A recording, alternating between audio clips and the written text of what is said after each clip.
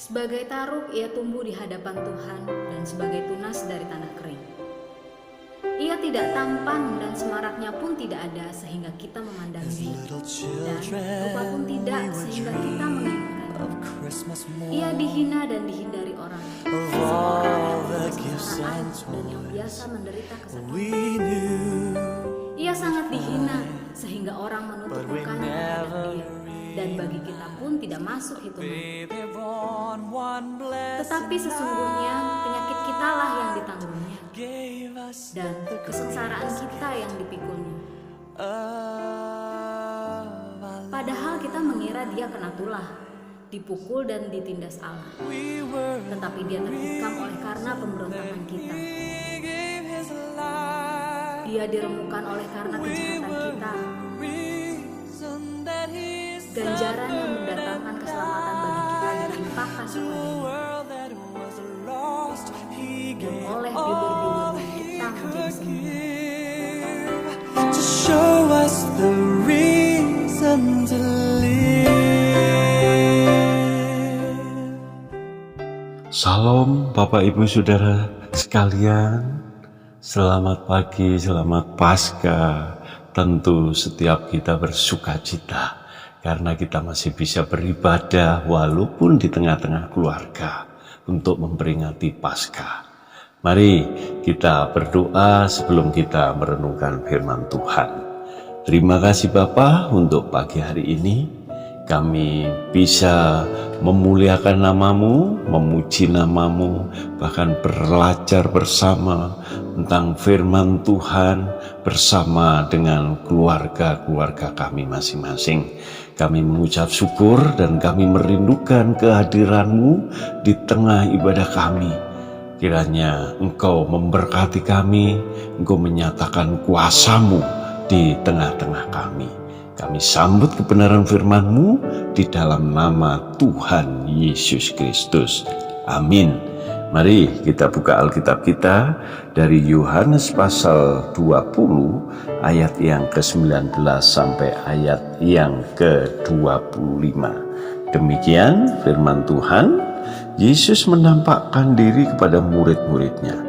Ketika hari sudah malam, pada hari pertama minggu itu, berkumpullah murid-murid Yesus di suatu tempat dengan pintu-pintu yang terkunci, karena mereka takut kepada orang-orang Yahudi. Pada waktu itu datanglah Yesus dan berdiri di tengah-tengah mereka dan berkata, "Damai sejahtera bagi kamu." Dan sesudah berkata demikian, ia menunjukkan tangannya dan lambungnya kepada mereka. Murid-murid itu bersuka cita ketika mereka melihat Tuhan. Maka kata Yesus sekali lagi, "Damai sejahtera bagi kamu, sama seperti Bapa mengutus aku. Demikian juga sekarang aku mengutus kamu." Dan sesudah berkata demikian, ia menghembusi mereka dan berkata, "Terimalah Roh Kudus. Jika kamu mengampuni dosa orang, dosanya diampuni. Dan jika kamu menyatakan dosa orang tetap ada, dosanya tetap ada." Tetapi Thomas, seorang dari ke-12 murid itu, yang disebut Didimus, tidak ada bersama-sama mereka ketika Yesus datang ke situ. Maka kata murid-murid yang lain itu kepadanya, "Kami telah melihat Tuhan." Tetapi Thomas berkata kepada mereka, "Sebelum aku melihat bekas paku pada tangannya, dan sebelum aku mencucukkan jariku ke dalam bekas paku itu, dan mencucukkan tanganku ke dalam lambungnya, sekali-kali aku tidak akan percaya." Amin. Yang berbahagia adalah setiap kita yang memelihara, merenungkan, melakukan firman Tuhan di dalam keseharian kehidupan kita. Saudara yang saya kasih dalam nama Yesus, di pagi hari ini saya mengambil tema yaitu kuasa kebangkitan Kristus. Saudara, kita tahu bagaimana peristiwa kematian Tuhan Yesus. Tuhan Yesus yang dikatakan nabi, Tuhan Yesus yang dirindukan oleh orang Israel sebagai pemimpin yang punya wibawa, punya kuasa di tengah-tengah atau penjajahan Romawi. Tetapi Tuhan Yesus yang punya kuasa, Tuhan Yesus yang berwibawa, yang diharapkan menjadi seorang pemimpin, mati dibunuh oleh tentara Romawi. Kesedihan keadaan para murid, kocar-kacir, tercerai-berai karena gurunya ditangkap, karena gurunya dibunuh.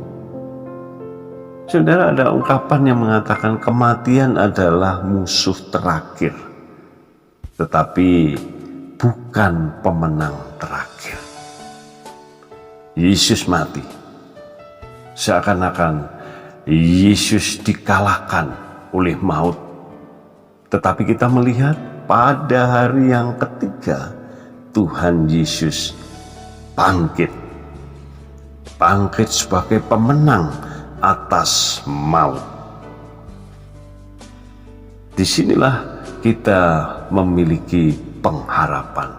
Disinilah kita bersukacita yang merayakan Paskah itu. Oleh karena itu, bagaimana kita bisa melihat kuasa kebangkitan Kristus itu? Yang pertama, kuasa kebangkitan Kristus itu melenyapkan ketakutan. Dari ayat 19 dan ayat yang ke-20. Para murid dalam kondisi ketakutan, sehingga dia berkumpul dengan pintu-pintu yang terkunci. Namun, di situasi yang menakutkan itu, keadaan yang membuat para murid itu tidak berdaya, dia tetap bersekutu, dia tetap berkumpul untuk memuliakan nama Tuhan.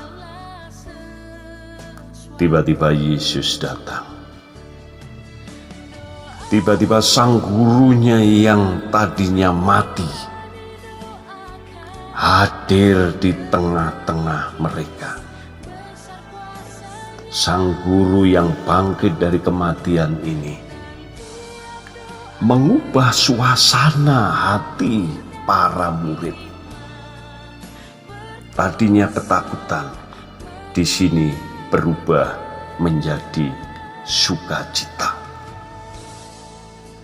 Jadi harapan baru bagi manusia di tengah kebangkitan Kristus membawa sukacita. Walaupun kondisi para murid saat itu dalam kondisi yang takut karena pemimpin-pemimpin Yahudi yang telah membunuh gurunya. Mungkin hari ini saudara dan saya merasa takut. Takut virus corona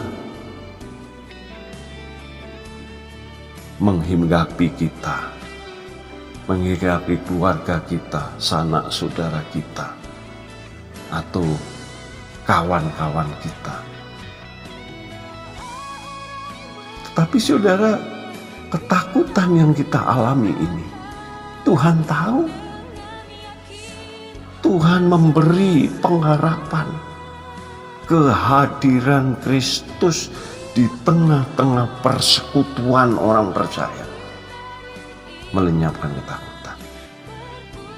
Kuasanya bekerja di tengah-tengah orang yang bersekutu, yang mengharapkan hadiratnya di dalam kehidupannya. Kita melihat bahwa ada perubahan dari rasa takut menjadi sukacita. karena kebangkitan Kristus memiliki kuasa bagi orang percaya. Yesus bangkit untuk membawa kita pada pengharapan yang baru di dalam Tuhan dapat melenyapkan ketakutan. Yang kedua, kebangkitan Kristus memiliki kuasa. Kuasa untuk apa? Kuasa untuk menjawab keraguan dalam hidup orang percaya.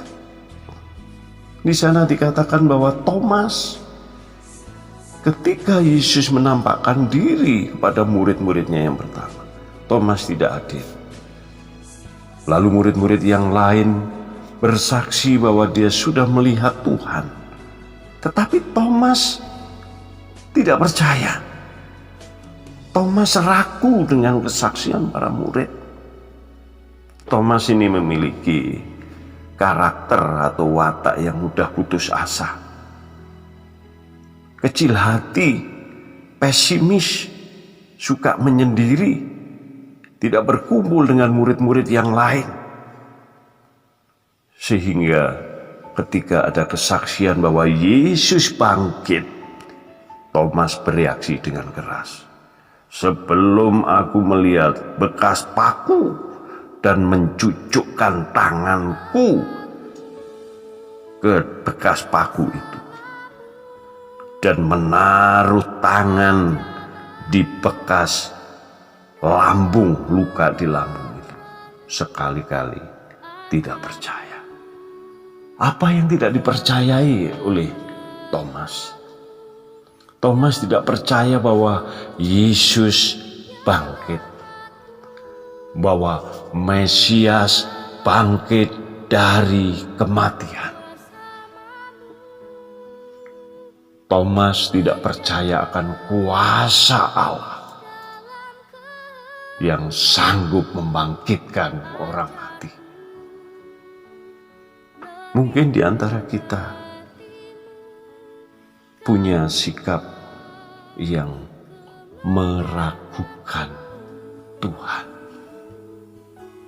Bagaimana mungkin Allah atau di dalam Yesus yang mati bisa bangkit? Ini perbuatan ajaib, ini sesuatu yang mustahil.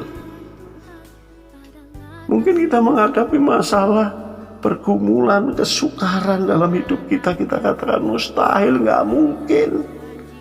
Terus kita mendengar saudara kita yang lain bersaksi, Tuhan telah membuat mukjizat dalam hidupku, Tuhan telah menolong hidupku. Lalu kita juga nggak percaya. Saudara yang saya kasihi, kalau di dalam Yakobus pasal yang pertama ayat yang ke-6 dikatakan, orang yang bimbang atau orang yang ragu seperti gelombang laut akan terombang-ambingkan dan tidak mendapatkan apa-apa. Berbahagialah orang yang percaya walaupun tidak melihat. Ini berbicara iman. Imani bahwa Tuhan punya kuasa. Tuhan sanggup membuat apa yang kita tidak sanggup. Tuhan sanggup menolong setiap kehidupan kita di dalam kondisi takut, di dalam kita menghadapi keraguan atau kebimbangan dalam menjalani hidup ini. Yakinlah akan kuasa Kristus. Tetap beriman di dalam segala situasi. Jadi kuasa kebangkitan Kristus yang pertama melenyapkan ketakutan, yang kedua menjawab keraguan, dan yang ketiga adalah memberi damai sejahtera. Damai sejahtera dikatakan 3 kali di situ. Ayat 19, ayat 21, dan ayat yang ke-26. 25 dan 26. Saudara, kata damai sejahtera atau shalom itu memiliki pengertian sehat walafiat, ada dalam keadaan yang baik. Yesus hadir di saat murid-murid dalam kondisi ketakutan. Dia katakan, damai sejahtera bagi kamu. Kata-kata Yesus ini memberi ketenangan di saat para murid menghadapi ketakutan. Berikutnya kata damai sejahtera diucapkan oleh Tuhan Yesus untuk membawa mereka punya damai di dalam pengutusan. Seperti Bapa mengutus aku akan mengutus kalian. Damai sejahtera, berita kebangkitan yang penuh dengan kuasa, berita kebangkitan yang menjadi harapan setiap umat manusia harus disampaikan. Karena ini adalah kabar baik. Dan dikatakan juga ketika menghampiri Thomas, ketika Thomas hadir di persekutuan itu, dia katakan, damai sejahtera bagi kamu.